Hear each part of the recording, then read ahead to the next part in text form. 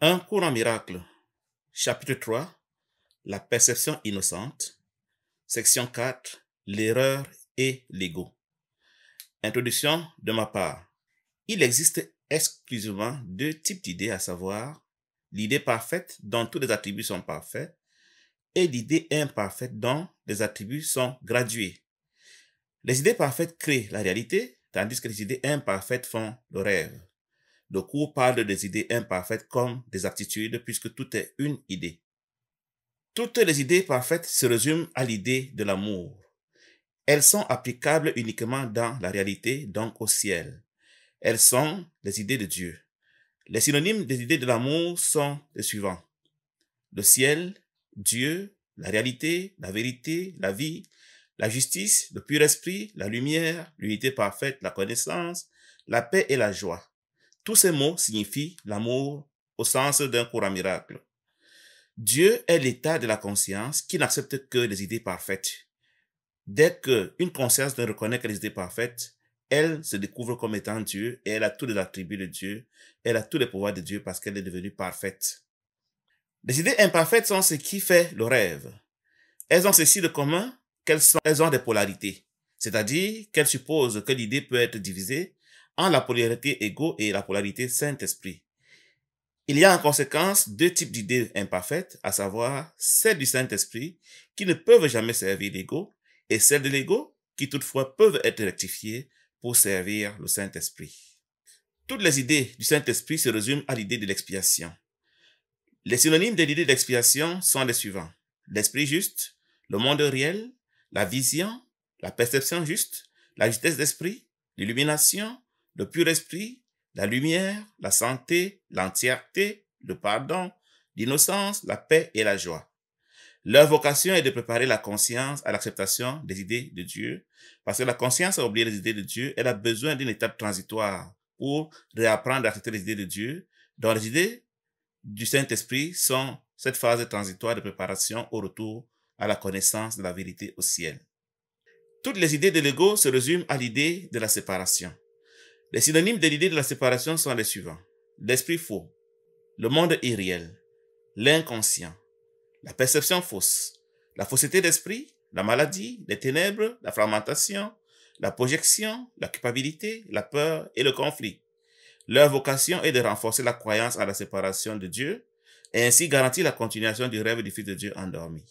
La conscience est l'idée qui tient Dieu de Fils de Dieu séparé ou endormi. Elle est le minuscule fragment du Christ qui croit être une individualité séparée. Toutes les idées relatives à la conscience se résument à l'idée de la peur. Les synonymes de l'idée de la conscience sont les suivants: le rêve, le Fils de Dieu endormi, l'individualité, l'inconscient, l'illusion, la mort, l'erreur, la dualité, la division, la perception, le choix et les polarités. Au bout du compte, on peut dire qu'il y a 4 idées qui font l'univers: l'amour, la peur, l'expiation et la séparation. L'amour est le nom commun à toutes les idées du ciel. La peur est le nom commun à toutes les idées du rêve. L'expiation est le nom commun à toutes les idées qui te reconduisent chez toi au ciel. La séparation est le nom commun à toutes les idées qui te retiennent captif dans le rêve. Le monde des corps, des formes et des symboles est un écran de fumée dans lequel apparaissent des images émanant de l'esprit faux. Il peut être vu uniquement par les yeux du corps.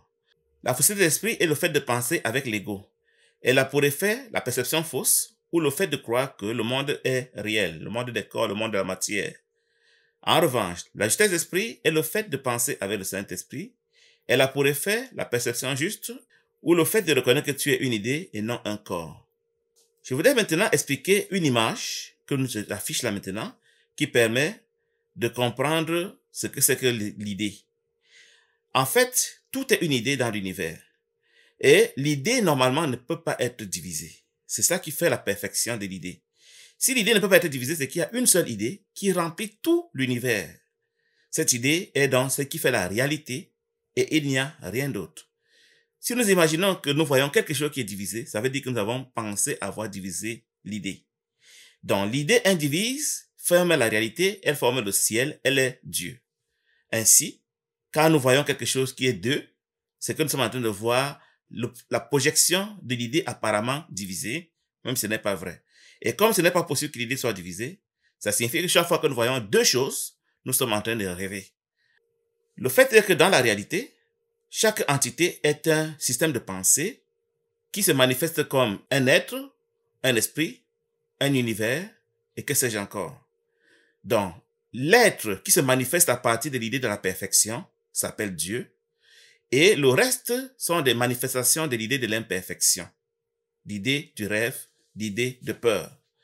Les synonymes de l'idée d'amour, de l'idée de la réalité, comme qu'on a vu tantôt, ce sera le ciel, ce sera Dieu, ce sera la réalité, la vérité, la vie, la justice, le pur esprit, la lumière, l'unité parfaite, la connaissance, l'amour, la paix et la joie. Ce sont des idées qui renvoient à la perfection, c'est-à-dire qu'elles sont toujours 100% sur notre image.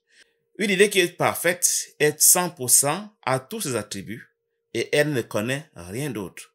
Quand nous parlons de la réalité, nous disons que le ciel est 100% tout l'univers, Dieu est 100% le seul être dans l'univers, la réalité, il n'y a que la réalité, elle est dans 100%, la vérité, il n'y a qu'une seule vérité dans la réalité, la vie, il y a une seule vie, la justice, ainsi de suite. Le pur esprit est le seul esprit dans l'univers d'ailleurs, qui est le synonyme de cette fameuse idée parfaite. Donc le pur esprit est la seule réalité que je compare souvent à une lumière qui peut changer de ton selon qu'elle est vue, selon qu'elle est perçue, selon qu'elle est connue.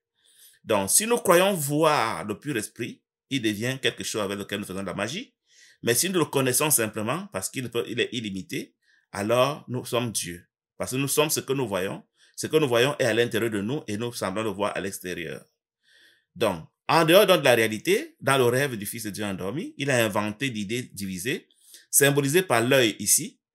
Dans la réalité, on n'a pas besoin d'œil parce qu'il n'y a rien à voir. Tout étant illimité, il n'y a pas d'œil à voir, il n'y a pas de conscience individuelle. Chacun est le tout et il n'y a rien d'autre. En revanche, le rêve est donc le fait pour la conscience individuelle. Le Fils de Dieu endormi est un fragment du Christ au ciel qui croit qu'il voit quelque chose. Il invente donc l'œil, il invente la conscience, il invente l'inconscient et il invente le concept du rêve dans lequel il va faire exactement l'opposé de tout ce qui est dans la réalité. En effet, si la réalité n'est que perfection, tout ce que lui peut faire dans le rêve est imperfection. Il va de soi que les attributs de la perfection sont incompatibles avec ceux de l'imperfection. Ils sont même l'opposé radical. Donc, dans son rêve, le Fils de Dieu endormi, ou le Fils de Dieu séparé apparemment, va croire qu'il a une conscience individuelle, qui donc, au lieu d'être toute puissante au ciel, sera apeurée dans le rêve. Sa peur vient de quoi? Sa peur vient de ce que non seulement il croit qu'il a réellement détruit Dieu, tué Dieu, crucifié le Christ, pour se retrouver dans un univers du rêve qu'il prend pour la réalité, et du coup il a peur. Mais il y a aussi d'autres raisons pour lesquelles il a peur. Mais ça, c'est la peur principale qui anime la conscience individuelle. Donc, la conscience individuelle a pour synonyme dans le rêve, Fils de Dieu endormi, Fils de Dieu séparé, conscience individuelle, comme j'ai dit, l'inconscient, l'illusion, la mort, l'erreur, la dualité, la perception, le choix, la polarité, ainsi de suite. Il faut dire que la perception est le fait de pouvoir voir quelque chose qui n'est pas soi. Quand on est illimité, on n'a pas besoin de perception. Donc, les yeux ont été inventés, soi-disant, pour percevoir. Donc, le Fils de Dieu endormi a inventé la perception, un concept qui est irréel, qui est impossible au ciel. Dans un cours à miracle, quand on dit que quelque chose n'est pas vrai, ça veut dire que la chose n'est pas au ciel. Cependant, la chose peut être réelle au sens d'un cours à miracle pour dire que elle aide la conscience à se souvenir de la vérité. Donc, tout ce qui aide la conscience à se souvenir de la vérité dans le rêve est dit réel. Et tout ce qui l'endort, tout ce qui renforce son idée de séparation de Dieu, tout ce qui lui fait croire que son rêve est réel est dit irréel. Donc, la conscience, pour donc retourner au ciel, doit être illuminée. Et nous voyons dans les deux flèches qu'il y a l'illumination et l'opposé de la séparation. Pour s'endormir, elle croit à la séparation. Pour retourner au ciel, elle doit être illuminée. Pendant qu'elle croit à la séparation, la conscience peut se retrouver dans l'esprit juste. Qu'est-ce que c'est que l'esprit juste? L'esprit juste est un domaine où les idées sont certes divisées, mais elles ne peuvent jamais voir l'ego. Nous voyons que la polarité, c'est le fait de dire que tel pourcentage de l'idée peut servir l'ego et tel pourcentage peut servir le Saint-Esprit. Donc, entre parenthèses, 0 et 100% veut dire que cette idée ne peut jamais servir l'ego, 0%, et qu'elle sert toujours le Saint-Esprit. C'est ça qui fait l'esprit juste.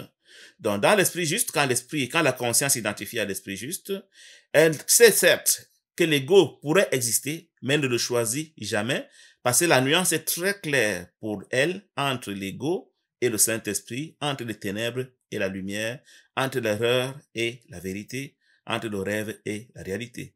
Donc, les idées de l'esprit juste, comme nous avons vu tantôt, ont pour synonyme le Saint-Esprit qui fait office de Dieu dans l'esprit juste, le monde réel, qui est ce que l'esprit qui est dans l'esprit juste voit, la conscience qui est dans l'esprit juste voit, la vision qui est le fait de voir sans impliquer les yeux du corps, la justesse d'esprit qui est le fait de penser comme le Saint-Esprit, qui est le fait d'apprendre à penser comme Dieu, la perception juste qui est le fait de ne plus voir la matière. Oui, on la voit, mais on sait clairement qu'elle n'est pas vraie. C'est pour cela que le 0% de l'ego est là. Et l'illumination, naturellement, qui est le fait de penser toujours comme le Saint-Esprit et jamais plus comme l'ego. Le pur esprit rêvé, il est certes divisé, mais déjà il est un moyen de préparation au retour au pur esprit réel quand on va se réveiller. C'est pour ça qu'il s'appelle aussi le pur esprit, mais c'est une sorte de pur esprit divisé, une sorte de pur esprit rêvé. Cependant, un pur esprit qui sert au retour au vrai pur esprit. Donc, dans l'esprit juste, on a aussi la lumière. Cette fameuse lumière que nous voyons quand nous faisons des expériences de mort imminente ou que nous décédons et que nous avons vu des êtres lumineux, c'est l'esprit juste. Donc, la conscience qui est identifiée à l'esprit juste est dite en santé, elle est dite entière, elle a pardonné toutes ses culpabilités, elle a pris toutes ses leçons de pardon, elle est innocente, et c'est qu'elle est innocente, elle ne se sent plus coupable, du coup, elle est en paix et en joie, et elle est disposée à retourner au ciel sans redouter la moindre punition de Dieu. Ce qui n'est pas le cas pour l'esprit faux, le rectangle que nous voyons en bas. Le symbole, c'est quoi? Ça veut dire que toute idée dans l'esprit juste, comme on a vu tantôt, a des polarités 0 et 100. En revanche, dans l'esprit faux, qui est le bloc plus bas, toute idée a des milliards de polarités qui vont de 1,99 à 99,1.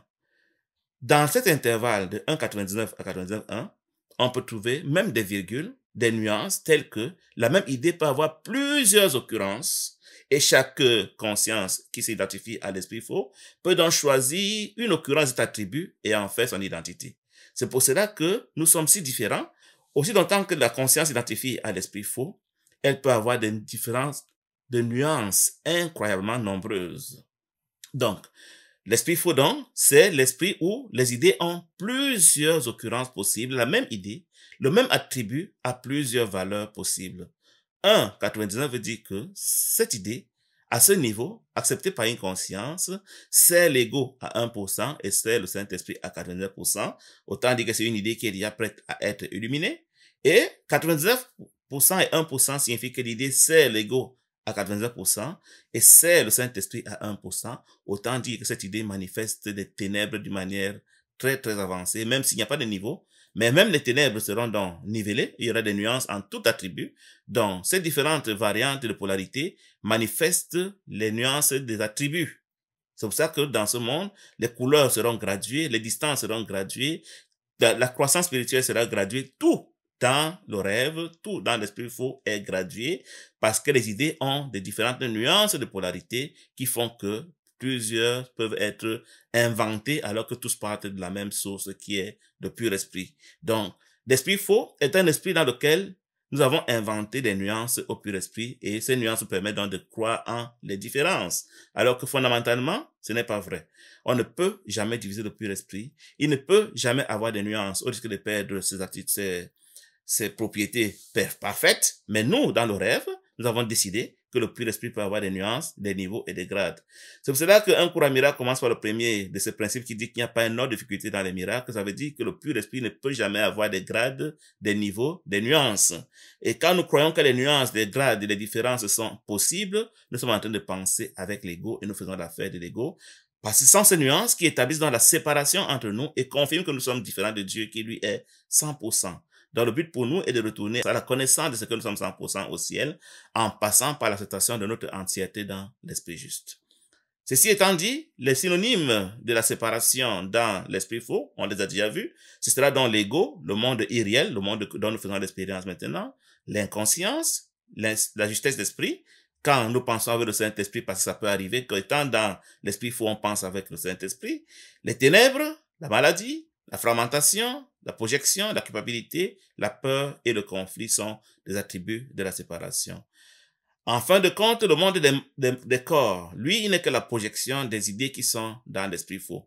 Donc, c'est une partie des idées qui sont dans l'esprit faux. Ce n'est même pas tout, parce qu'il y en a qu'on ne voit pas dans le monde, mais qu'on voit quand nous faisons l'expérience de la mort, que nous avons appelé des démons, Satan et autres. Mais la matière n'est qu'une projection dans un écran de fumée des idées fausses qui sont dans l'esprit faux.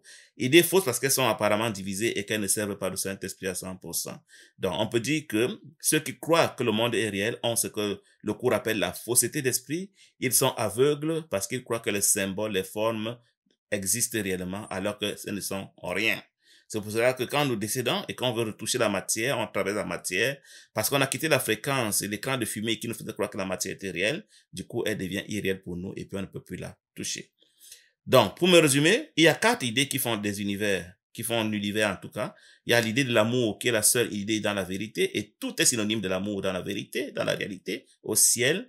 Alors que dans le rêve, nous avons différents niveaux d'idées. Donc, l'idée de la peur est habitée par la conscience qui a peur de la punition de Dieu et qui a une bonne raison d'avoir peur qu'on verra dans la lecture. Le Saint-Esprit qui est dans l'esprit juste, qui est l'idée de l'expiation. Donc, lui, il ne connaît que l'innocence.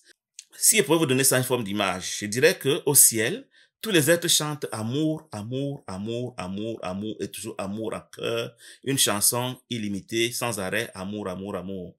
Pendant que la conscience chante toujours le cœur, peur, peur, peur, peur, peur, peur, peur, elle ne connaît aucun autre refrain que la peur. C'est pour cela que nous tous qui sommes dans ce monde, nous avons peur parce que nous nous identifions à la conscience et que la conscience a pour synonyme la peur. Quand on est dans l'esprit juste, quand on est Saint-Esprit, quand on pense avec le Saint-Esprit, on chante le cantique de l'expiation ou de l'innocence. Innocence, innocence, innocence, innocence, innocence, innocence. On reconnaît que tous sont innocents et qu'il n'y a que l'innocence et qu'il n'y a rien d'autre. Et quand on est dans l'esprit faux et qu'on pense avec l'ego, on chante le cantique de la séparation. Et donc son refrain sera séparation, séparation, séparation, séparation. Il faut diviser les arbres, diviser les maisons, diviser les hommes, diviser les voitures, diviser les pays, diviser les continents, séparer, séparer, séparer. Et tout est séparation dans l'esprit faux. Et c'est ce que nous vivons dans le monde. En revanche, le monde, il est neutre, puisqu'il ne pense pas. Il ne peut pas décider d'être entier, il ne peut pas décider d'être séparé. Il ne peut que faire ce que l'esprit faux lui commande de faire. En cela, le monde est neutre, les corps sont neutres. Passons maintenant à la lecture du chapitre 3, la perception innocente, section 4, l'erreur et l'ego, phrase par phrase. Paragraphe 1. Les aptitudes que tu possèdes maintenant ne sont que des ombres de ta force réelle. Les attributs qui sont les tiens maintenant ne sont que les ombres de ta force réelle. Pourquoi? Parce que tes attributs sont fragmentés. Ils ont des polarités. Ils ne sont pas parfaits. Ils ne sont pas non plus entiers, comme dans l'esprit juste. Ils sont fragmentés entre 1% et 99%. Ça fait que tu n'as pas la perfection. Et quand on n'a pas la perfection, on n'a rien. La perfection inclut tout. Et celui qui n'est pas parfait n'est rien. Donc, nos attributs dans le rêve, nos attitudes dans le rêve, ne sont plus que l'ombre de ce que nous devions être, la force réelle, la force de Dieu, la force parfaite, la puissance de Dieu que nous devions avoir si nous étions en train de penser comme Dieu, perfection. Phrase 2. Toutes tes fonctions présentes sont divisées et peuvent être mises en doute et remises en question. Ça dit la même chose. Puisque nos attributs maintenant sont divisés, ils sont fragmentés entre l'esprit, le Saint-Esprit et l'ego, ils ont perdu de leur puissance. On peut même en douter, on n'est jamais sûr de quelle est la polarité dans laquelle je suis en train de vibrer. Est-ce que je vibre à la polarité 1, 10, 50 ou 99? Ça, je ne peux pas le savoir. Donc, tout cela peut être remis en question. Tout cela ne peut pas être la vérité parce que ce n'est pas de manière unanime qu'il peut être établi dans quelle polarité je me trouve. Phrase 3. C'est que tu n'es pas certain de la façon dont tu vas les utiliser et tu es donc incapable de connaissance. Donc, la connaissance, c'est toujours la perfection. La connaissance du domaine de la réalité. La connaissance, c'est quand on a le 100%, sinon rien. Or, dans le rêve, mes aptitudes sont divisées entre 1% et 99%. Encore qu'elles sont divisées entre l'esprit, le Saint-Esprit et l'ego. Ça fait que je ne suis pas certain de la façon dont il va les utiliser. Je ne sais même pas trop bien si je suis en train de servir le Saint-Esprit ou l'ego. Si je n'ai pas un guide en la matière qui s'y connaît très bien, je peux bien me retrouver en train de servir l'ego croyant que c'est le Saint-Esprit. Phrase 4. Tu es aussi incapable de connaissance parce que tu peux encore percevoir sans amour. Percevoir sans amour, c'est percevoir de manière à ne pas inclure tout le monde. C'est percevoir de manière à ce que la perfection ne soit pas tenue en compte dans ma perception. Dans le rêve, quand je perçois avec amour, je perçois comme le Saint-Esprit, je perçois comme l'Esprit juste. Ça veut dire que j'inclus tout le monde dans mon 100% et il n'y a personne que j'exclus. 0% que nous avons vu dans l'image, ça veut dire que je n'exclus personne. Donc c'est ça percevoir avec amour. Mais si je peux encore percevoir 99%, ça veut dire que je perçois sans amour parce que j'ai exclu au moins un de mes frères. En cela, je ne peux pas encore connaître. Je suis incapable de connaissance. Incapable de connaissance ici veut dire que je ne peux pas encore être illuminé, je ne peux pas encore retourner au ciel parce que je perçois encore sans amour. J'exclus encore certains attributs de Dieu, de ma pensée, de ma croyance, de mon esprit, de mon royaume privé, dont je suis encore incapable d'aimer comme le Saint-Esprit. Je suis encore incapable d'accepter d'aimer comme Dieu veut que j'aime mon prochain comme moi-même. Phrase 5. La perception n'existait pas avant que la séparation n'introduise des degrés, des aspects et des intervalles. La perception, c'est le fait de voir quelque chose qui n'est pas moi. Avant la séparation, il n'y avait que la connaissance. Il n'y avait que l'illimité. On ne pouvait rien percevoir, on pouvait seulement connaître. Mais quand j'ai inventé la perception, je me suis donné la possibilité de voir ce qui n'est pas moi. C'est ainsi que la perception a été introduite avec les degrés, les aspects et les intervalles. Donc, partout où je vois les degrés, les aspects, les intervalles, les niveaux, je dois savoir que je suis en train de rêver parce que la perception est une fonction du rêve. Dans la réalité, il n'y a pas de perception, il n'y a que la connaissance et elle est toujours parfaite. Phrase 6. Le pur esprit n'a pas de niveau et tout conflit découle du concept de niveau. Le pur esprit veut dire le ciel, ça veut dire Dieu, ça veut dire la réalité. Dans la réalité, il n'y a pas de niveau. Dans la perfection, quand tout est parfait, on ne peut pas faire de niveau. Si on fait des niveaux, alors ce n'est plus la perfection. Donc, il n'y a pas de niveau dans la réalité, il n'y a pas de niveau au ciel, il n'y a pas de niveau au niveau du pur esprit. Et les conflits sont le fait des niveaux. Parce que quand il y a des niveaux, ça veut dire qu'on n'est pas le même. Et quand on n'est pas les mêmes, on a potentiellement un conflit pour la quête des ressources. Donc, au ciel, le conflit est impossible, tout le monde est en paix, parce que chacun a tout. Alors que dans le rêve, nous avons des niveaux. Si j'ai 5% et un tel autre a 50%, je peux le jalouser, je vais l'attaquer pour en prendre de lui, ainsi de suite. Et ça concerne ainsi tous nos attributs. Ce sera la beauté, l'intelligence, un bien matériel, ce sera les relations, ce sera la paix, que sais-je encore. Tout ce que nous avons dans le rêve étant nivelé, nous sommes en permanence en train de convoiter cela de l'autre. Nous sommes en train de vouloir attaquer l'autre pour lui prendre ce que nous croyons qu'il nous a pris, parce que s'il le détient, c'est qu'il nous a certainement pris. Phrase 7. Seuls les niveaux de la Trinité sont capables d'unité. Au ciel, dans le pur esprit, même s'il y a apparemment des niveaux nommés, ils sont les mêmes. Ils ne sont pas différents. Donc, c'est pour cela qu'ils sont capables d'unité. Parce que pour s'unir, il faut être exactement le même. Si on n'est pas le même, comment peut-on parler d'unité? Le fait est qu'il faut comprendre qu'au ciel, il y a un seul système de pensée qu'on appelle le système de pensée de l'unité parfaite, ou alors la conscience de la perfection. Donc, tout être au ciel pense en même temps la même chose. Fait qu'ils sont déjà unis dans cette conscience au point où ils sont déjà un. C'est pour cela que même quand on va dire qu'il y a le Père, le Fils, le Saint-Esprit, il y a Guy, il y a Matthieu, il y a André, il y a Marie, il y a Jeannette au ciel, ils sont tellement le même qu'ils sont déjà unis, même si on peut les nommer comme étant des êtres qui ont accepté le même système de pensée. Donc, nous avons inventé notre monde pour avoir des êtres qui ont chacun son système de pensée. Quand nous avons quitté le ciel où nous avions tous la même pensée, où nous pensions exactement la même chose, tel que chacun connaissait la pensée de l'autre. C'est ce que nous avons fui pour venir inventer ici, un univers dans lequel chacun a ses propres pensées secrètes que les autres ne connaissent pas, c'est ce qui fait la séparation. Et du coup, nous pensons même différemment de Dieu au point où nous ne pouvons plus rentrer dans l'unité avec lui parce que nous n'acceptons pas sa manière de penser, nous préférons notre manière de penser. Phrase 8. Les niveaux créés par la séparation ne peuvent qu'être en conflit, ça va de soi. Dès que la séparation a créé ces niveaux avec des attributs différents, ils sont automatiquement en compétition, sont automatiquement en conflit. C'est pour cela que nous n'avons pas la paix. Dans notre esprit, nous avons différentes pensées qui se tiraillent. Parce que toutes les pensées de la séparation sont dans tous les esprits, ou du moins dans le même esprit que nous partageons tous, et du coup, elles sont en conflit entre elles. C'est comme si on avait mis les agneaux et les antilopes avec les lions et les tigres dans la même cage et on leur demande d'habiter ensemble. Ce n'est pas possible. Donc, il y a un conflit permanent dans notre esprit qui justifie la peur qui est la nôtre, qui nous hante, qui nous obsède. Donc, nous sommes en conflit entre nous, et du coup, ce que nous projetons à l'extérieur des corps sont aussi en conflit entre eux pour les ressources et pour le retour à la perfection, parce que nous avons appris dans nos rêves que c'est l'un ou l'autre. Donc, ou c'est moi ou c'est mon frère. Et pour que ce soit moi, il faut que je tue mon frère. Pour que ce soit moi, il faut que je tue Dieu. Pour que ce soit moi, il faut que je crucifie le Christ. C'est pour cela que nous sommes en conflit inévitablement dans nos rêves. Phrase 9. C'est qu'ils ne signifient rien les uns pour les autres. C'est que dans le rêve, chacun prend les autres pour des étrangers. Alors que nous sommes le même esprit qui juste a des perceptions différentes, qui a des polarités différentes, un peu comme une lumière qui peut changer de couleur, qui peut changer de ton. Mais nous croyons que nous sommes différents, nous sommes opposés, nous sommes des adversaires, nous nous combattons, nous nous considérons comme des étrangers les uns des autres. Nous pensons que nous ne signifions rien les uns pour les autres. Nous sommes ainsi des ennemis, des adversaires par défaut, à cause de la malperception de ce que nous sommes réellement. Paragraphe 2, phrase 1. La conscience, le niveau de la perception, fut la première division introduite dans l'esprit après la séparation, faisant de l'esprit un percepteur plutôt qu'un créateur. Quand nous regardons sur l'image que j'affiche, nous voyons que la conscience est le tout premier niveau de la séparation, la porte d'entrée du rêve. Donc c'est la conscience qui est venue établir la possibilité de voir quelque chose qui n'est pas moi. C'est ainsi qu'elle a inventé la perception. Sans la conscience, il n'y avait que la création. La création veut dire que tout ce que j'ai est moi. Tout ce que je connais est moi. D'abord, il n'y a qu'un seul, c'est moi. Et tous mes frères sont le même que moi. On partage la même chose. On est tous parfaits.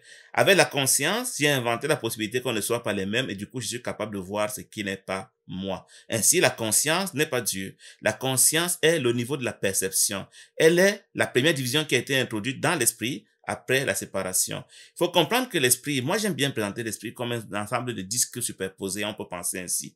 Tout au fond, on a le ciel, on a la réalité, si on peut le penser ainsi. Nous avons donc inventé une couche supérieure du même disque que nous avons appelé la conscience, qui a donc établi la différence, la séparation. Et au-dessus de la conscience, nous avons superposé l'esprit juste d'abord. Ensuite, nous avons superposé l'esprit faux. Et la conscience, maintenant, pour voir seulement l'esprit juste et l'esprit faux, elle a tourné le dos au ciel qui est en bas d'elle. Et c'est ainsi que nous avons établi la perception. Donc, les esprits justes et faux qui sont au-dessus de la conscience peuvent être vus parce qu'ils sont limités. Et la conscience est dans l'instance qui les voit et choisit de jouer soit avec l'esprit juste, soit avec l'esprit faux. Phrase 2. La conscience est correctement identifiée comme étant du domaine de l'ego. Ça va de soi. Donc, quand nous faisons de la spiritualité du monde et que nous prenons la conscience pour Dieu, nous disons que nous voulons réaliser la pleine conscience, nous voulons nous éveiller à notre conscience, nous voulons connaître la conscience, nous voulons être un avec la conscience. Si vous entendez quelqu'un qui fait le culte de la conscience et qui n'a pas compris de quoi il est en train de parler, la conscience est du domaine de l'ego et l'ego est le rêve.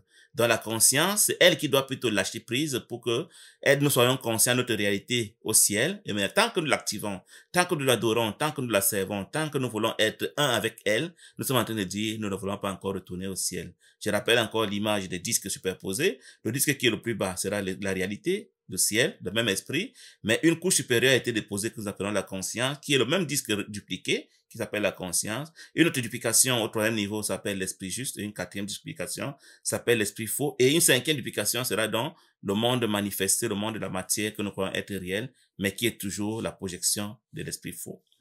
Phrase 3. L'ego est une tentative de l'esprit faux pour te percevoir toi-même tel que tu souhaites être plutôt que tel que tu es.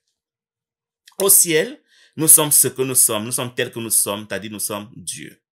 Dans l'esprit juste, nous rêvons encore, la conscience rêve encore de ce qu'elle est réelle, qu'elle est comme Dieu dans l'esprit juste. C'est ça qu'elle a 100% du Saint-Esprit dans l'image que nous voyons, même si elle a 0% de l'ego, pour dire qu'elle peut encore éventuellement se douter qu'il y a des ténèbres, qu'il y a des formes, mais elle n'y croit pas. En revanche, dans l'esprit faux que nous avons vu, nous inventons une identité tellement unique, tellement nouvelle, telle que Dieu ne peut même pas la concevoir. C'est à ce titre que l'ego est une tentative de l'esprit faux pour te percevoir toi-même tel que tu souhaites être plutôt que tel que tu es. Le tu ici s'adresse à la conscience. C'est la conscience qui, regardant quelque chose, dit « Ah, je suis ce que je vois là ». Donc, quand la conscience voit l'esprit juste, elle dit « Ah, je suis le Saint-Esprit ». Et du coup, elle pense comme lui. Et quand elle voit plutôt l'esprit faux, elle dit « Ah, je suis l'esprit faux ». Et du coup, elle pense qu'elle est fragmentée. Donc, quand la conscience veut jouer à être séparée, quand elle veut jouer à être l'adversaire de ses frères, elle s'identifie à l'esprit faux et ce sera l'ego. Donc, l'ego est le fait pour la conscience de s'identifier à l'esprit faux pour se donner une identité authentique, nouvelle, étrangère à Dieu, une identité que Dieu ne connaît pas pour ainsi s'auto-créer, pour être un créateur incréé. Phrase 4. Or, tu ne peux te connaître que tel que tu es parce que c'est tout ce dont tu peux être sûr. Se connaître parle toujours de la réalité. En passant, le verbe savoir dans un cours en miracle n'est presque jamais utilisé. On utilise le verbe connaître pour dire qu'on s'unit, qu'on est illimité, qu'on est réel, qu'on est vrai, qu'on est Dieu, qu'on est au ciel. Donc, mais Dans la littérature, quand on emploie le mot connaître dans certains cadres, ce n'est pas très correct. Mais d'un cours à miracle, on emploiera le mot connaître et plus jamais le verbe savoir, qui est une invention de nous dans le rêve. Donc, tu ne peux te connaître que tel que tu es. Pour se connaître, il faut être dans la réalité, il faut être Dieu. Tu ne peux connaître de toi que ton identité réelle au ciel, parce que c'est tout ce dont tu peux être sûr. Toute autre chose est divisée, toute autre chose est nivelée et graduée et a des nuances et ce n'est pas sûr que c'est toi. Mais au ciel, tu es sûr que tu es ce que tu connais. Phrase 5. Tout le reste peut être mis en question. Donc, dans l'univers inventé que nous avons dans l'univers du rêve, que j'ai présenté par les disques superposés, nous avons une identité au moins, sinon plusieurs dans tous les univers possibles. Si nous considérons l'esprit faux, où il y a pour chaque attribut plusieurs nuances, dans chacune de ces nuances, nous avons une occurrence. Donc, si nous choisissons de nous identifier à une nuance de nous dans l'esprit faux, nous n'allons pas nous souvenir de ce que nous sommes réellement Dieu au ciel. Mais toutes les nuances de l'esprit faux peuvent être mises en question. Elles sont imaginaires, elles sont fictives, elles sont des hallucinations, elles sont des illusions. Même le corps, qui semble être le mien maintenant, n'est qu'une nuance parmi tant d'autres de moi dans l'esprit faux, selon mon choix. Donc, cette vie-ci, j'ai choisi d'être Guy, mais dans une autre vie, je pourrais choisir d'être un autre corps, une autre nuance, mais tout ça, c'est toujours le même esprit qui a toutes les nuances disponibles déjà depuis le départ. Paragraphe 3. Phrase 1. L'ego est l'aspect interrogateur du soi, de la préséparation qui a été fait plutôt que créé. L'ego est l'aspect qui ne connaît pas, mais qui doit donc poser des questions pour connaître. Le soi réel au ciel est Dieu, mais le soi dans le rêve est l'ego. Donc je suis l'ego dans le rêve quand je m'identifie à l'esprit faux pour apprendre à me poser des questions quant à qui suis-je. Et l'ego a été inventé seulement après la séparation. L'ego ne sait pas créer, il sait seulement percevoir, il sait seulement interpréter. Donc, il n'a pas été créé, il a été fait. Donc, le cours distingue le faire de la création. Quand on crée ce qui est exactement nous-mêmes et on crée seulement ce qui est parfait. C'est en cela que la création ne peut se faire que dans la réalité, même si dans le rêve nous utilisons le mot création. Alors que quand on fait quelque chose qui n'est pas nous-mêmes, on fait pour atteindre un but, on fait parce qu'on sait qu'on n'est pas parfait et qu'on aimerait atteindre la perfection, alors on fait quelque chose dans l'espoir d'atteindre la perfection. Donc l'ego a été fait, il n'a pas été créé. Il a été fait comme pour devenir le substitut de Dieu dans le rêve. Il a été fait pour être notre soi qui pose des questions parce qu'il ne connaît pas. Phrase 2. Il est capable de poser des questions, mais non de percevoir des réponses signifiantes parce que celles-ci impliqueraient la connaissance et ne peuvent pas être perçues. Donc, cette phrase veut dire que l'ego ne sait que poser des questions, mais il ne peut pas percevoir comme le Saint-Esprit. Percevoir de manière signifiante, avoir des réponses signifiantes, c'est penser comme le Saint-Esprit. Et le Saint-Esprit a la connaissance. Donc, pour avoir des réponses qui font sens, qui sont correctes, même si on est en train de percevoir, il faut être le Saint-Esprit. L'ego n'ayant pas la connaissance, il ne peut pas avoir de réponses signifiantes aux questions qu'il pose. Donc, il ne peut même pas avoir de réponses du tout. Parce que la connaissance ne lui est pas accessible. Et ces réponses ne peuvent pas être perçues par l'ego. Le Saint-Esprit seul a des réponses signifiantes parce qu'il a la connaissance en même temps qu'il a la perception. En passant, le Saint-Esprit est le seul être dans la création qui en même temps a la connaissance et a la perception. C'est pour ça qu'il est le pont entre la connaissance et la perception. Il est le pont entre le ciel et le rêve. Phrase 3. L'esprit est donc confus parce que seule l'unité d'esprit peut être sans confusion. Donc, pour ne pas avoir de confusion, pour être sans confusion, il faut être dans la perfection. Là, il n'y a pas de doute. Mais dès qu'on est déjà dans la division avec plusieurs nuances, plusieurs divisions, plusieurs fragments de soi, plusieurs aspects de soi, on ne sait plus réellement qui on est. On peut changer à tout moment. Et on change d'humeur, on change de couleur, on change de nature, on change d'univers, ainsi de suite. Parce qu'on n'est pas sûr de ce que nous sommes. Nous sommes confus. Donc, l'esprit est confus parce que seule l'unité, seule la perfection peut être sans confusion. Si on n'est pas parfait, on est confus. Phrase 4. Un esprit séparé ou divisé doit donc forcément être confus. Ça fait sens, c'est clair. Phrase 5. Il est nécessairement incertain de ce qu'il est. Ça aussi c'est évident, puisqu'il a plusieurs occurrences, il ne sait pas finalement qui il est. D'où la fameuse maxime connais-toi toi-même. Donc, nous avons appris, nous avons constaté, nous avons réalisé que nous sommes tellement des caméléons, l'homme est ondoyant et divers, que nous ne savons plus ce que nous sommes, donc nous cherchons à connaître qui nous sommes. Et le cours nous dit ici que pour connaître ce que nous sommes, il faut seulement que nous connaissions notre version parfaite. Aussi longtemps que nous nous cherchons dans les versions imparfaites, nous ne retrouvons jamais la réponse à la question de savoir qui es-tu. Phrase 6. Il doit être en conflit parce qu'il est en désaccord avec lui-même. Tous les aspects de nous dans le rêve sont toujours nous, parce que c'est nous qui les projetons, même si on croit qu'ils sont différents de nous. Et du coup, nous sommes en conflit avec nous-mêmes. Quand je rêve la nuit et que je vois des corps dans mon rêve, ces corps viennent d'où? De mon esprit. Même si je suis en conflit avec eux, apparemment, l'un d'eux sera moi et l'autre sera mon voisin ou mon ennemi, je vais les combattre, oubliant qu'ils sont dans mon esprit. C'est en cela que je suis en conflit avec moi-même dans mon esprit, même si je fais jouer ce conflit à l'extérieur comme étant quelque chose qui est en dehors de moi. Phrase 7. Cela rend ces aspects étrangers les uns aux autres et c'est l'essence même de cette condition propice à la peur dans laquelle l'attaque est toujours possible. Donc l'image qu'il vient de donner fait que les aspects que je vois à l'extérieur, que j'ai moi-même projetés et que je mets en conflit les uns les autres parce que le conflit se joue en fait à l'intérieur, comme dans une pellicule de cinéma, comme dans un DVD. Quand je vois les images à l'écran, je les mets en conflit, oubliant qu'elles viennent du même DVD. Le DVD ici, c'est l'idée de l'esprit. L'écran, c'est l'idée du monde. Donc, si c'est moi qui vois quelque chose, alors c'est forcément en train de se passer dans mon esprit. Et si j'encourage dans ce conflit, ça veut dire que j'ai encouragé le conflit contre moi-même, j'ai encouragé le conflit dans mon propre esprit, j'ai encouragé l'attaque dans mon propre esprit, je l'ai rendu possible et du coup, j'ai peur. J'aurais peur de moi-même.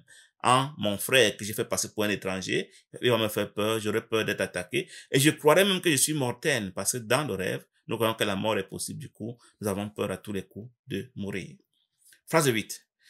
Tu as tout lieu d'avoir peur tel que tu te perçois toi-même, puisque tu te perçois fragmenté, puisque tu crois que tout ce que tu vois là n'est pas toi, et tu crois que c'est des étrangers, des dangers qui veulent te tuer, c'est tout normal que tu aies peur. En plus, tu crois que tu es différent de Dieu, donc c'est tout normal que tu aies peur de Dieu. Et en plus, une fois que tu crois que tu es divisé, tu es faible. Étant faible, forcément, tu as peur du plus fort que toi. Tu es donc conscient que Dieu est plus fort que toi, et forcément, tu as peur de lui. Donc forcément, j'ai peur de Dieu, j'ai peur de mon frère et j'ai peur de moi-même parce que je ne sais pas ce que je suis, parce que j'ai choisi d'être fragmenté, divisé, parce que j'ai choisi de faire semblant de quitter la perfection, j'ai choisi de quitter l'amour pour être la peur. Du coup, je suis hanté par la peur. C'est pour cela que je le dis que tous les hommes dans ce monde ont peur. Peu importe leurs prétentions, c'est des histoires. Un esprit qui n'a plus peur n'a rien à faire dans le monde. Nous sommes dans le monde parce que nous avons peur, non seulement de Dieu, mais aussi de nos frères et de nous-mêmes. Phrase 9. C'est pourquoi tu ne peux pas échapper de la peur jusqu'à ce que tu te rendes compte que tu n'étais pas et ne pouvais pas te créer toi-même. Donc, pourquoi nous avons peur? C'est parce que nous avons inventé une identité qui n'est pas de Dieu, une identité qui est apeurée et nous croyons que c'est nous. Nous croyons qu'on peut se donner nous-mêmes une identité, alors que le cours dit ici que seul le Créateur peut donner une identité à sa création. Et l'identité que Dieu a de moi n'est pas ce que je me suis inventé. Donc, je ne pouvais pas me créer moi-même pour me donner une identité apeurée. Je dois accepter l'identité que mon Créateur m'a donnée pour ne plus avoir peur. Je n'échapperai pas de la peur aussi longtemps que je n'aurai pas accepté que Dieu m'a créé le même que lui et qu'il n'y a rien qui puisse me menacer, car rien de réel ne peut être menacé, rien d'irréel n'existe. Donc, si j'ai peur, c'est que je crois que je suis pas réel. Si j'ai peur, je crois que je peux être menacé. Si j'ai peur, c'est que je crois que je ne suis pas Dieu. Et il n'y a que Dieu qui n'est pas peur, parce que la peur est l'opposé de l'amour et l'amour exclut la peur. Phrase 10. Tu ne peux jamais rendre vrai tes mal-perceptions et ta création au-delà de ta propre erreur. Tes mal-perceptions, c'est les occurrences de toi que tu vois se mouvoir sous la forme de corps, mais qui sont dans ton esprit. Donc, c'est des manifestations de toi, des apparitions de toi, c'est tes mal-perceptions. Elles ne peuvent pas devenir des idées, elles ne sont pas réelles, ce sont des hallucinations. Mais toi, tu es réellement Dieu et tu es au ciel. Et ta création, ce que tu es au ciel, ce que tu es dans la connaissance est au-delà de ta propre erreur. Tu ne peux pas distordre ce que tu es au ciel. Tu ne peux pas le changer. Tu le resteras à jamais. Il t'appartient simplement d'accepter ta création, ce que Dieu a décidé que tu es au ciel pour que tu n'aies plus peur. Phrase 11. C'est pourquoi il faudra que tu finisses par choisir de guérir la séparation. C'est pourquoi il faudra que tu finisses par choisir de penser que tu n'es pas divisé, que tu n'es pas fragmenté, que tu n'as pas de niveaux de grades opposés, mais que tu es parfait. C'est ça, guérir la séparation. Donc, nous avons du mal à accepter de ne plus être des corps pour retourner à la déité.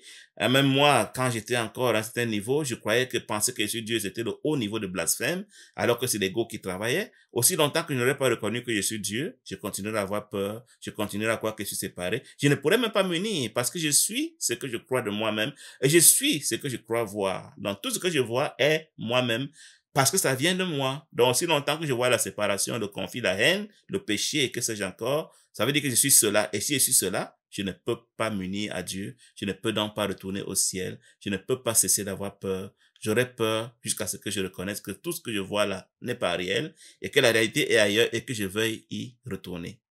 Paragraphe 4, phrase 1.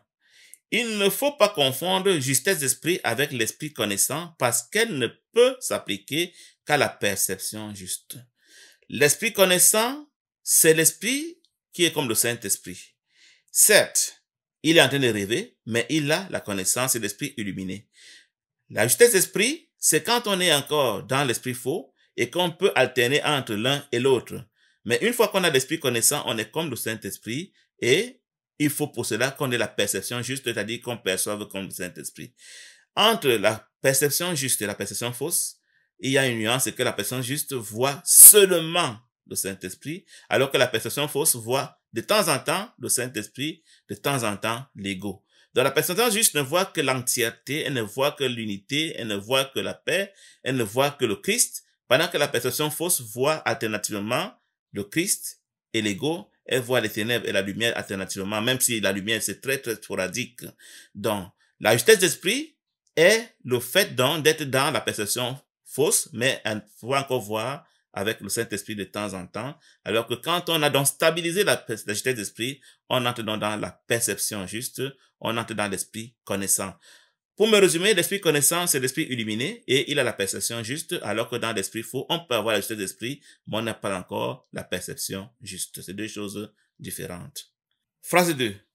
Tu peux être de l'esprit juste ou de l'esprit faux, et même là, il peut y avoir des degrés, ce qui démontre clairement que la connaissance n'y entre pas. Vous voyez, quand on est éveillé, c'est le fait de savoir être conscient d'être dans l'esprit juste ou dans l'esprit faux, de savoir qu'on est en train de penser avec l'ego ou avec le Saint-Esprit. Et quand on bascule donc d'une manière définitive dans l'esprit juste et qu'on a la perception juste, alors on est illuminé. Mais tant que ça fait encore des va-et-vient, on n'est pas encore stabilisé, on a encore des niveaux, on a encore des degrés dans notre perception, on ne peut pas encore avoir la connaissance. Donc l'esprit qui fait encore le tango, qui change encore entre l'esprit faux et l'esprit juste, ne peut pas encore entrer dans la connaissance, ne peut pas encore être illuminé, ne peut pas encore retourner au ciel. Phrase 3. Employer correctement l'expression justesse d'esprit sert à désigner la correction de la fausseté d'esprit. Donc, comme je l'ai dit, la justesse de l'esprit et la fausseté d'esprit s'appliquent dans l'esprit faux. La justesse d'esprit permet de corriger la fausseté d'esprit et elle s'applique à l'état d'esprit qui induit la perception exacte ou la perception juste. Donc, l'esprit qui change entre la justesse d'esprit et la fausseté d'esprit est encore dans l'esprit faux. Mais une fois qu'il sera stabilisé dans la justesse d'esprit, il va donc basculer dans la perception juste ou la perception exacte qui, elle, se trouve dans l'esprit juste. On peut dire que la justesse d'esprit se passe dans l'instant saint et la fausseté d'esprit se passe dans l'instant non saint. Dans l'instant saint et l'instant non saint sont dans l'esprit faux parce qu'ils sont pas stables. On ne va basculer que dans la perception vraie, la perception exacte, la perception juste, que quand on a stabilisé la justesse d'esprit et que la fausseté d'esprit a été abandonnée. C'est cela l'illumination. Phrase 4. C'est un esprit de miracle parce qu'il guérit la malperception, ce qui est certes un miracle vu la façon dont tu te perçois toi-même. Donc l'esprit qui est en train de corriger la fausseté d'esprit est en train de faire des miracles. Le miracle, c'est chaque fois que je bascule dans la justesse d'esprit et que j'abandonne la fausseté d'esprit. Donc un tel esprit est un esprit de miracle, un esprit qui fait déjà les miracles, un esprit qui s'est déjà basculé entre la fausseté d'esprit et la justesse d'esprit. Il est en train de guérir sa malperception, il est en train d'abandonner ce qu'il croyait être vrai, ce que l'ego lui avait enseigné, sans cela qu'il est un esprit de miracle. Paragraphe 5, phrase 1. La perception comporte toujours quelques mauvais usages de l'esprit parce qu'elle amène l'esprit dans des zones d'incertitude. Nous l'avons vu. La perception imagine des nuances de gris, des zones grises, des zones telles qu'on ne peut même pas savoir si c'est vraiment de quel côté ça balance. Sans cela qu'elle comporte toujours quelques mauvais usages de l'esprit, c'est-à-dire qu'elle a toujours une marge d'erreur qu'elle introduit dans ce qu'elle nous fait voir. Elle n'est pas stable, elle n'est pas maximale, elle n'est pas parfaite, du coup, elle a une dose d'erreur qu'elle nous fait voir. Phrase 2. L'esprit est très actif. La seule activité de l'esprit, c'est penser. Donc, cette phrase veut dire, l'esprit pense toujours. Avis à ceux qui pensent qu'ils peuvent suspendre l'activité de la pensée, le cours dit dans la phrase 2 du chapitre 3, paragraphe 5, que l'esprit pense toujours. Phrase 3. Quand il choisit d'être séparé, il choisit de percevoir. Quand il choisit d'être séparé, il choisit de penser qu'il est divisé et qu'il peut voir ce qui n'est pas lui. Donc, il peut penser toujours qu'il n'y a que lui, ou il peut penser qu'il y a quelque chose qui n'est pas lui. C'est ça la perception. Phrase 4. Jusque-là, sa seule volonté est de connaître. En vérité, la seule volonté de l'esprit est de connaître, c'est-à-dire de se savoir qu'il est Dieu, qu'il est illimité et qu'il ne perçoit pas. Phrase 5. Après, il ne peut que faire des choix ambigus et la seule voie qui mène hors de l'ambiguïté est la perception. Donc, une fois qu'il choisit de se percevoir comme divisé, comme séparé, il ne peut que faire des choix ambigus. Sa volonté pure, c'est de connaître, de savoir qu'il n'y a pas de choix, il n'y a que lui et il n'y a rien d'autre.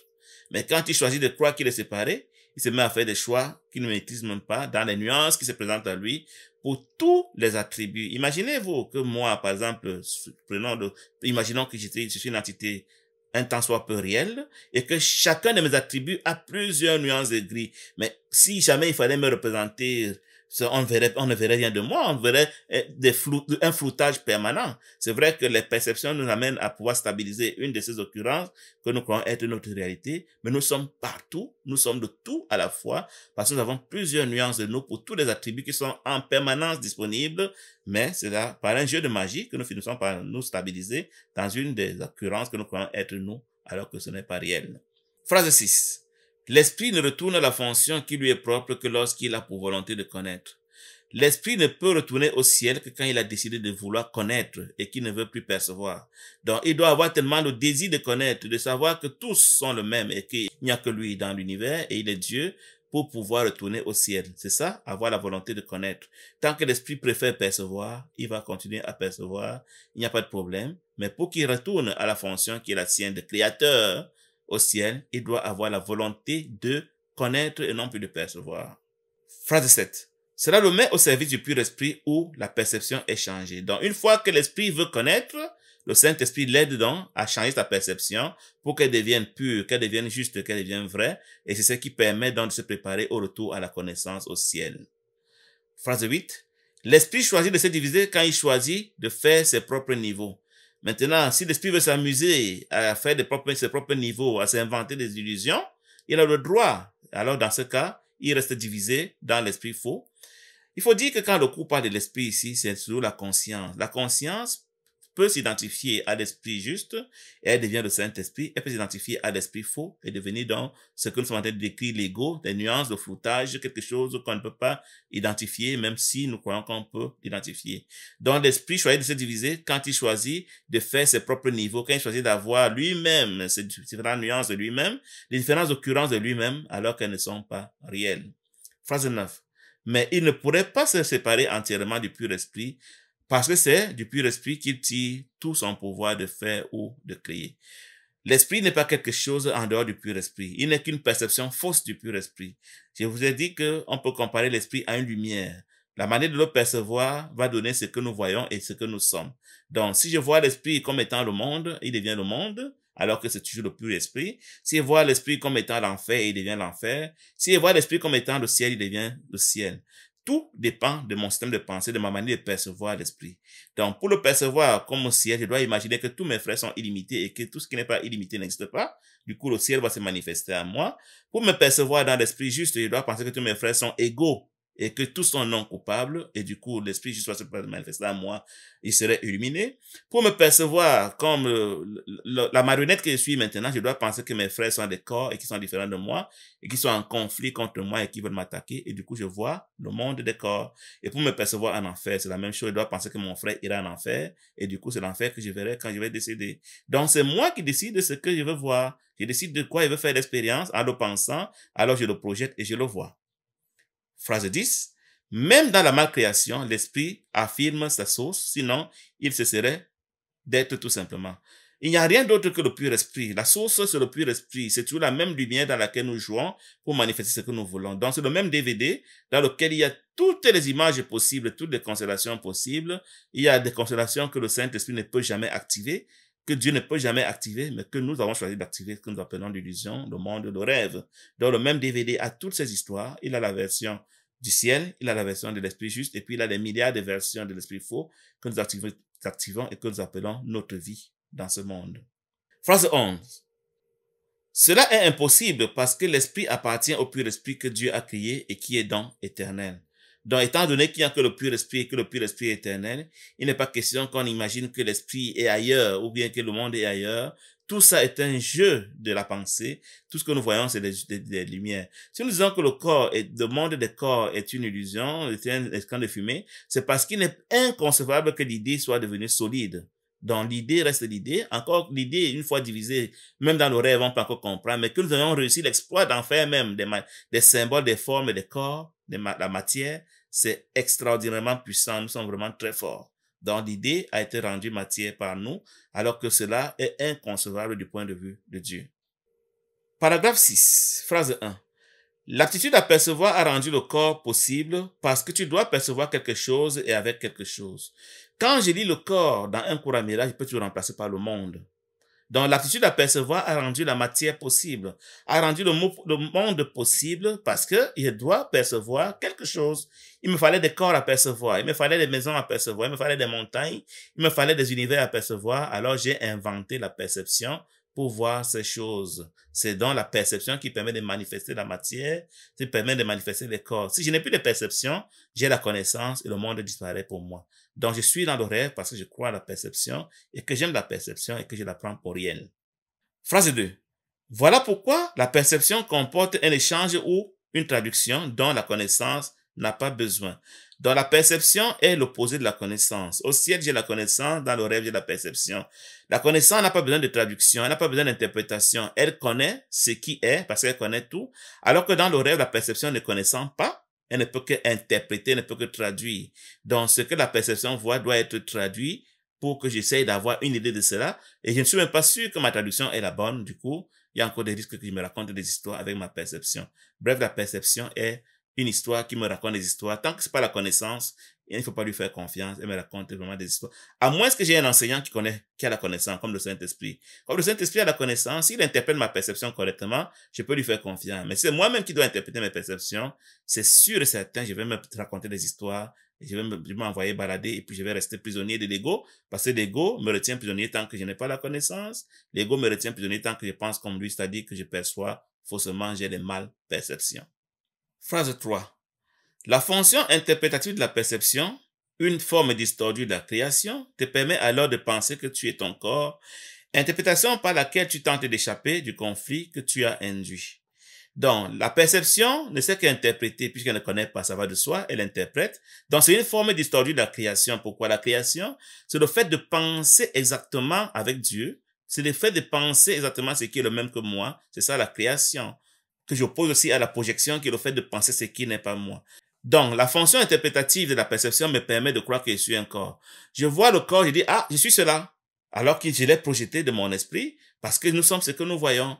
J'interprète ce que je vois comme étant moi. C'est une interprétation par laquelle je tente d'échapper du conflit que j'ai induit. Le fait d'avoir quitté le ciel me fait croire que je suis en conflit avec Dieu. Alors j'ai choisi d'être un corps pour m'assurer que je ne pourrai plus jamais rentrer au ciel, afin que je ne puisse pas être confronté à Dieu qui risque de me punir pour l'avoir attaqué, pour quitter le ciel, après que je l'avais détruit.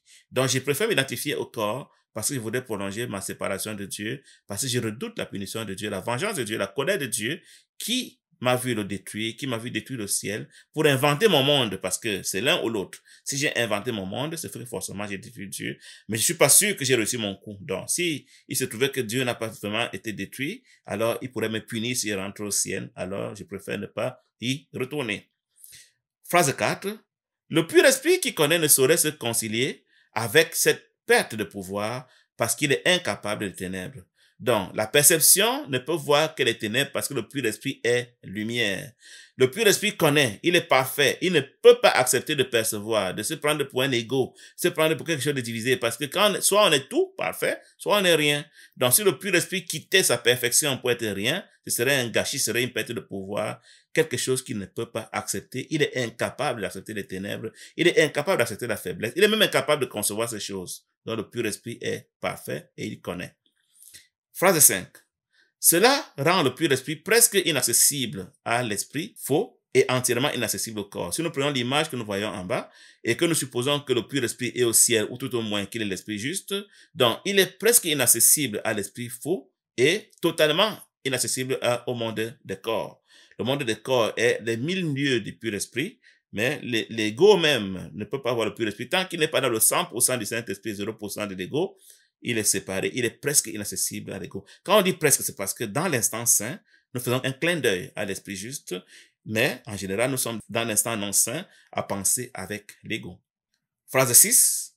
Par la suite, le pur esprit est perçu comme une menace parce que la lumière abolit les ténèbres en te montrant simplement qu'elles ne sont pas là. Le pur esprit étant lumière, il est une menace pour l'ego. C'est l'ego qui le perçoit ainsi parce que la vérité abolit l'erreur. La lumière abolit les ténèbres. Donc, nous nous contentons des ténèbres. Nous aimons le mensonge, nous aimons l'illusion, nous aimons la perception parce que nous savons que si nous rencontrons Dieu, le pur esprit, la lumière, nous allons disparaître. Or, nous voulons perdurer, nous voulons conserver notre dualité, nous voulons conserver notre soi séparé. Du coup, nous considérons que Dieu est pour nous une menace, une attaque dont nous devons nous méfier. Phrase 7. C'est ainsi que la vérité vaincra toujours l'erreur. Normal que la lumière fasse toujours disparaître les ténèbres. Donc, sans lutter, sans combattre, la vérité vainc toujours l'erreur. La lumière fait toujours disparaître les ténèbres. Le pur esprit est la lumière, l'ego est les ténèbres. Du coup, quand le pur esprit se manifeste, les ténèbres disparaissent. C'est pour cela qu'on parle de l'illumination. L'illumination, c'est le fait d'être conscient d'être pur esprit et donc d'avoir l'esprit illuminé, éclairé, et que les ténèbres ont disparu, l'ego a totalement disparu de notre esprit. Phrase 8. Cela ne peut pas être un processus actif de correction parce que, comme je l'ai souligné, la connaissance ne fait rien. Donc, ça peut être un combat entre le pur esprit et l'ego. Ça peut être un processus progressif où le pur esprit est en train de défaire. Non. La connaissance, le pur esprit, la lumière ne fait rien. Elle est tout simplement et les ténèbres disparaissent. La connaissance vient automatiquement, la perception disparaît automatiquement. L'amour est là automatiquement, la peur disparaît. Donc, il n'y a pas un conflit, il n'y a pas un combat possible entre la lumière et les ténèbres, entre l'amour et la peur, entre la connaissance et la perception. Les deux ne peuvent jamais se rencontrer. Donc, il n'y a pas une correction progressive, c'est tout simplement bouffe, subitement. La connaissance est là, la perception a disparu. L'amour est là, la peur a disparu. La lumière est là, les ténèbres ont disparu. Phrase 9. Elle peut être perçue comme un agresseur par l'ego. La connaissance, la lumière, l'amour peut être perçu comme un agresseur, mais elle ne peut pas attaquer puisque les deux ne peuvent pas se rencontrer. L'ego, c'est seulement que quand la lumière est là, il est menacé, mais il n'y a pas un conflit en tant que tel entre les deux. Phrase 10. Ce que tu perçois comme une attaque de sa part est ta propre vague reconnaissance de ce que tu peux toujours te souvenir de la connaissance puisqu'elle n'a jamais été détruite. Donc, c'est parce que nous nous souvenons quelque part de notre inconscient de la connaissance, de la lumière, de la vérité, que nous sentons qu'elle est une menace potentielle pour nous et que nous faisons tout pour ne pas la rencontrer afin que nous ne rentrions jamais dans la lumière, dans la vérité, au ciel, dans la connaissance. Nous préférons le rêve, nous préférons être séparés de Dieu pour être des soi individuels qui gouvernent leurs pensées sans l'interférence, sans l'ingérence de Dieu. Paragraphe 7, phrase 1. Dieu et ses créations restent en toute sûreté et connaissent donc qu'il n'existe aucune malcréation. Dans la réalité, dans l'unité parfaite, il n'y a que Dieu et ses créations qui ont la même pensée parfaite. Et quand il y a perfection, il n'y a pas d'opposé, il n'y a rien d'autre. Du coup, Dieu et ses créations au ciel qui pensent la même chose sont en toute sûreté parce qu'ils savent qu'ils n'ont aucune menace qui peut surgir. Il n'y a rien d'autre en dehors d'eux. Ce qui serait autre chose que le pur esprit sans les malcréations, c'est inconcevable. Ils ne peuvent même pas le concevoir. Phrase 2. La vérité ne peut pas s'occuper des erreurs que toi, tu veux. Donc, dans le rêve, tu as inventé des malcréations, des choses impossibles. La lumière ne les connaît pas. La lumière ne peut pas les juger. C'est pour ça que le Saint-Esprit ne voit pas ce que nous faisons dans le rêve. Le Saint-Esprit ne voit que ce que nous faisons dans la lumière. Dès que nous basculons en mode instant non saint, nous basculons en mode ténèbres, en mode égo. Le Saint-Esprit ne nous voit même plus. Donc, il n'y a pas de lieu de croire qu'il peut nous juger. Parce qu'il pouvait juger les ténèbres, ça veut dire qu'il a reconnu leur existence. Dans la vérité, il ne peut pas se préoccuper de nos erreurs, de nos croyances fausses, de nos malcréations. Le Saint-Esprit ne voit pas les corps physiques. Il voit l'idée que nous nous faisons des corps. Il ne voit que les idées. Et il ne reconnaît que les idées qui sont vraies. Une idée qui n'est pas vraie, il ignore. Une idée qui est vraie, il considère qu'elle est pour nous faire retourner au royaume. Phrase 3. J'étais un homme qui s'est souvenu du pur esprit et de sa connaissance. C'est Jésus qui parle. Quand j'étais un homme, je me suis souvenu de ce qu'est le pur esprit et de la connaissance. Phrase 4. En tant qu'homme, je n'ai pas tenté de contrebalancer l'erreur par la connaissance, mais de corriger l'erreur de bas vers le haut. Je n'ai pas essayé de faire des équilibristes entre la perception et la connaissance, entre l'erreur et la vérité, mais j'ai corrigé l'erreur du bas vers le haut. Il ne s'agit pas de jouer des équilibristes pour dire Dieu va évaluer si on a eu un pourcentage de bonnes œuvres et de mauvaises œuvres, et puis il va décider non. Il n'y a pas d'équilibriste, de contrebalancement à jouer. Il n'y a qu'à corriger l'erreur du bas vers le haut. Phrase 5. Comment cela s'est-il passé? Jésus parle. J'ai démontré à la fois l'impuissance du corps et la puissance de l'esprit. Donc, dans le monde où nous sommes inconscients, nous croyons que le corps est puissant et qu'il n'y a pas d'esprit. Mais Jésus dit pour retourner au ciel, pour corriger ses erreurs, pour penser comme Dieu, il a d'abord réalisé que le corps n'est rien. Le corps n'existe pas. Ça est le corps impuissant. Et que l'esprit est puissant. Donc, l'esprit est tout. C'est l'esprit qui fait sa réalité. C'était le premier pas vers la correction de ses erreurs pour retourner au ciel. Aussi longtemps que pour moi, je suis un corps, alors que le corps n'est rien, je vais ignorer l'esprit qui est tout, l'esprit qui est puissant, et du coup, je ne pourrai pas retourner à l'esprit pour pouvoir retourner au ciel. Phrase 6. En unissant ma volonté à celle de mon Créateur, je me suis naturellement souvenu du pur esprit et de son but réel. La volonté, c'est l'expression du système de pensée. Donc, une expression du système de pensée, c'est ça la volonté. Donc, Jésus a uni sa volonté à celle de Dieu, et du coup, il s'est souvenu du pur esprit. Il a choisi de penser avec le Saint-Esprit d'abord, afin de pouvoir penser avec Dieu. La vérité est la suivante. Si nous avons la volonté de rentrer au ciel, le moyen le plus sûr, c'est de penser avec le Saint-Esprit. C'est renoncer à vouloir avoir l'initiative de la pensée pour que c'est le Saint-Esprit qui pense en nous. Et du coup, nous allons nous retrouver au ciel du jour au lendemain. Mais aussi longtemps que nous voulons penser seuls, nous sommes en train de renforcer la séparation parce que l'unité est l'unité de la pensée. Soit je pense seul et je suis séparé du Saint-Esprit de Dieu, soit j'accepte de penser avec le Saint-Esprit et je m'entraîne donc à l'échéance de la pensée avec Dieu au ciel. Phrase 7. Je ne peux pas unir pour toi ta volonté à celle de Dieu, mais je peux effacer toutes les mal-perceptions de ton esprit si tu me laisses te guider. Donc, c'est le fait d'avoir des mal-perceptions dans l'esprit faux et croire qu'elles sont réelles qui m'empêche de penser avec le Saint-Esprit dans l'esprit juste. Aussi longtemps que je crois qu'elles sont réelles, aussi longtemps que je les convois, je les désire, je veux rester dans l'esprit faux, je ne pourrais pas penser avec l'esprit juste. Donc, pour unir ma volonté à celle de Dieu, il faut que je sois déjà dans l'esprit juste. Mais aussi longtemps que je suis dans l'esprit faux, je ne peux pas penser à unir ma volonté à celle du Saint-Esprit. Donc Jésus dit ici qu'il ne peut pas m'amener et me forcer à unir ma volonté à celle de Dieu, mais il peut m'aider à abandonner mes mal-perceptions dans l'esprit faux. Il peut m'aider à me défaire de liens que j'ai avec l'esprit faux, afin que je puisse donc retourner à l'esprit juste où ma volonté sera donc unie à celle de Dieu. Phrase 8. Seules tes mal-perceptions te barrent la route. Les mal-perceptions, je le dis encore, c'est les pensées divisées dans l'esprit faux. Aussi longtemps qu'elles attirent mon attention et que je m'identifie à elles, forcément, j'ai tourné le dos à l'esprit juste et j'ai donc tourné le dos au ciel. Et ce sont les mal-perceptions qui m'empêchent donc de retourner au ciel. Et Jésus dit qu'il est prêt à m'aider à défaire mes mal-perceptions, à les corriger, à les effacer, si je l'appelle, à l'aide. Donc, c'est comme si j'avais deux conjoints, un conjoint qui est l'esprit faux, un conjoint qui est l'esprit juste, mais je ne peux pas être conscient des deux à la fois. Je dois choisir un à un instant. Par défaut, je choisis l'esprit faux. C'est pour ça que je suis un corps réel qui vit dans un monde réel. Mais le jour où je vais divorcer de l'esprit faux, je pourrai donc me souvenir de l'esprit juste. Phrase 9. Sans elle, ton choix est certain. Donc, si je ne m'identifie plus à l'esprit faux, si je ne crois plus aux mal-perceptions, si elles disparaissent, si elles sont effacées de ma conscience, il n'y aura plus que l'esprit juste, il n'y aura plus que les pensées entières, il n'y aura plus que le Saint-Esprit et mon choix sera certain. Phrase 10. Une perception saine induit un choix sain. Donc, pour percevoir avec le Saint-Esprit, je dois faire un choix sain, un choix sans ambiguïté, un choix qui n'a pas d'alternative. Phrase 11. Je ne peux pas choisir pour toi, mais je peux t'aider à faire toi-même le juste choix. Donc, je peux pas choisir les pensées de Dieu pour toi, mais je peux t'aider à les choisir si tu me sollicites. Et il y a toujours les pensées de Dieu et les pensées de l'ego. Les pensées de Dieu, les pensées du Saint-Esprit, c'est celles qui ont 0% et 100%, alors que les pensées de l'ego, c'est celles qui ont des polarités qui ne sont pas 100% et 0%. Je peux t'aider à les choisir parce que tu ne sais pas choisir, tu m'appelles à l'aide. Phrase 12. Il y a beaucoup d'appelés, mais peu de lus. Devrait être, tous sont appelés, mais peu choisissent d'écouter. Par conséquent, ils ne font pas le juste choix. Il y a cette phrase biblique qui dit « Il y a beaucoup d'appelés et peu de lus ». S'il peut faire croire que Jésus choisit seulement certains et d'autres, non. Il dit « Tous sont appelés », comme ça qu'on devait comprendre cette phrase, mais très peu choisissent de vouloir s'identifier au Saint-Esprit. Par conséquent, ils ne font pas le juste choix. Phrase 13. Les élus sont simplement ceux qui font le juste choix plutôt. Donc les élus sont ceux qui acceptent de suivre le Saint-Esprit, qui acceptent d'écouter les pensées du Saint-Esprit et non les pensées de l'ego, qui acceptent les pensées entières et non les pensées divisées, qui acceptent d'être les disciples du Saint-Esprit. C'est ça, les élus. Ce n'est pas que ce sont des personnes spéciales, c'est simplement que un esprit qui a choisi d'écouter le Saint-Esprit est considéré comme un élu parce qu'il est prêt à rentrer au ciel, il veut déjà rentrer au ciel. Phrase 14. Les esprits justes peuvent faire cela maintenant et ils trouveront le repos pour leur âme.